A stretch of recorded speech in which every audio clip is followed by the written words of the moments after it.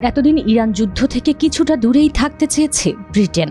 মার্কিন president Donald Trump নানাভাবে ব্রিটেনকে এ যুদ্ধে জড়াতে উদ্বুদ্ধ করলেও সরাসরি যুদ্ধে না জড়ানোর সিদ্ধান্তে অনড় ছিল কিয়ার স্টারমারের সরকার। কিন্তু এবার যে সিদ্ধান্ত নিয়েছে ব্রিটেন, তাতে ইরানের সঙ্গে বিরোধের সম্ভাবনা প্রবল হয়ে উঠেছে।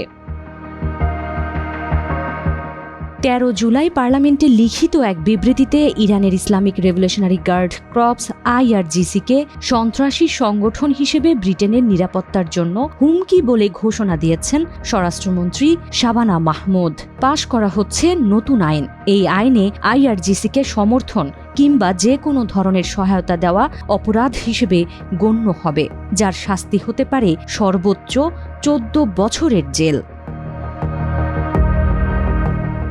IRGC ছাড়াও Islamic movement of companions of the right বা IMCR এবং রাশিয়ার সামরিক গোয়েন্দা সংস্থা GRU স্বেচ্ছাসেবী বাহিনীকে এই তালিকায় রেখেছে ব্রিটেন। ফলে এসব সংস্থার সমর্থনকারীদের বিরুদ্ধে সহজেই তদন্ত করতে পারবে ব্রিটেন।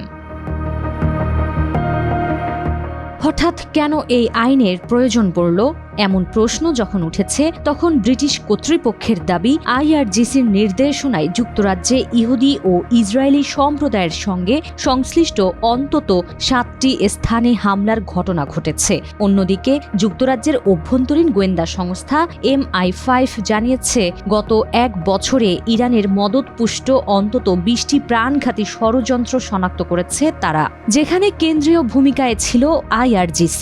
বিশেষ করে যুক্তরাজ্যে বসবাসকারী ইহুদি সম্প্রদায় এবং ইরানি ভিন্ন মতাবলম্বীদের লক্ষ্যবস্তু করছে ইরানের ইসলামী শাসন ব্যবস্থা রক্ষার উদ্দেশ্যে গঠিত এই বাহিনী।